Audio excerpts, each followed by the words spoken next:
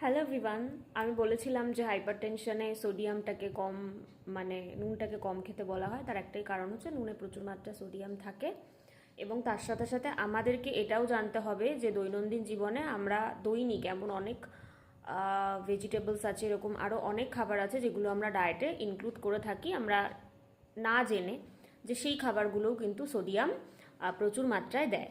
তো সেইগুলো জানতে হবে আমাদের। আমি এই ভিডিওতে সেটা বলেছিলাম নেক্সট ভিডিওতে।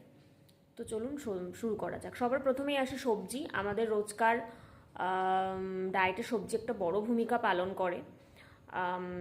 তো এটা যদি একবার আমরা জেনে নিতে পারি তাহলে আমরা এই বিষয়গুলো, খুব কিছু সামান্য সবজি আছে, সব সবজি নয়। আর সবার প্রথমেই যেটা বলবো সেটা হচ্ছে ফুলকপি।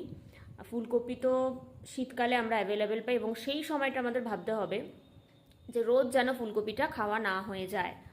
গরমে তো আর আমরা পাচ্ছি না, এটা উইন্টারের সবজি। তো তখন আপনাদেরকে মাথায় রাখতে হবে যেন এটা ঘন ঘন না হয়ে যায়।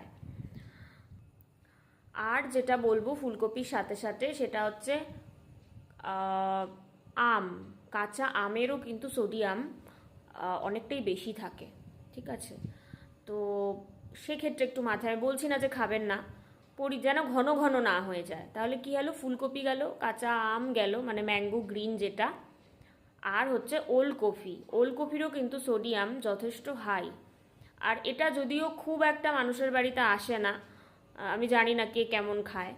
আর আদার সবজির মধ্যে দিয়ে বলবো পালং শাক, তারপরে হচ্ছে মেথির শাক, তারপরে পাক চই, এই ধরনের জিনিসগুলোর মধ্যে কিন্তু সোডিয়ামটা একটু হাই থাকে।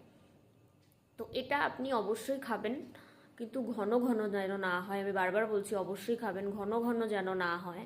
তাহলে সেক্ষেত্রে সোডিয়াম লেভেল বেড়ে যাওয়ার চান্স অনেকটাই থাকে। আর তার সাথে সাথে ফলের মধ্যে টামারিন্ড এবং মাস্ক মেলন।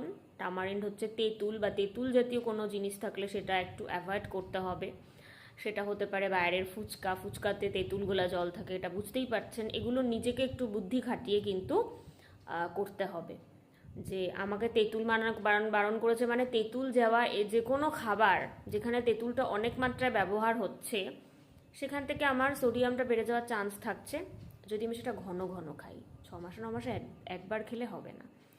আরও কিছু ইম্পর্ট্যান্ট জিনিস, সেটা হচ্ছে চাটনি, আচার, পাঁপড়, এগুলো কিন্তু প্রচুর মাত্রায় সোডিয়াম দেয়, তাই এগুলোকেও কিন্তু ডায়েট থেকে বাদ দিতে হবে। তাছাড়া এই ভুজিয়া, নিমকি, চানাচুরও তো প্রচুর মাত্রায় সোডিয়াম থাকে, এগুলোও কিন্তু ডায়েট থেকে বাদ দিতে হবে।